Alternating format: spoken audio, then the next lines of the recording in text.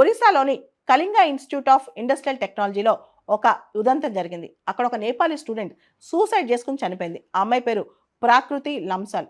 ఆవిడ సూసైడ్ చేసుకోవడానికి కారణం ఒక హరాస్మెంట్. బీటెక్ థర్డ్ ఇయర్ చదువుతున్న ఈ అమ్మాయి ఎవరో హరాస్ చేశారు, ఒక అబ్బాయి హరాస్ చేశాడని చెప్పి సూసైడ్ చేసుకుందని చెప్పి కథనాలు చెప్తున్నాయి.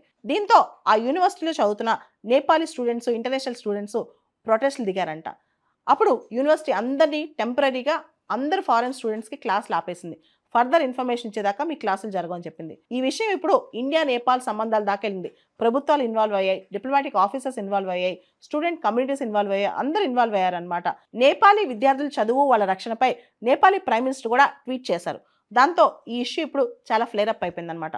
ఓవరాల్గా ఇష్యూ బీటెక్ థర్డ్ ఇయర్ చదువుతున్న ఒక నేపాలీ అమ్మాయిని ఒక అబ్బాయి హరాస్ చేసి బుల్లీ చేశాడని చెప్పి కథనాలు చెప్తున్నాయి. దీనికి సంబంధించి పూర్తి సమాచారం రావాల్సి ఉంది. ఈ ఉదంతంపై ఒడిశా స్టేట్ గవర్నమెంట్ ఒక ఫ్యాక్ట్ ఫైండింగ్ కమిటీ వేసింది. స్టేట్ హోమ్ సెక్రటరీ, అధ్యక్షుడు, ముగ్గురుంటారు ఫ్యాక్ట్ ఫైండింగ్ కమిటీలో. వీళ్ళు కూడా అసలు ఏం జరిగిందని తేల్చాల్సి ఉంది.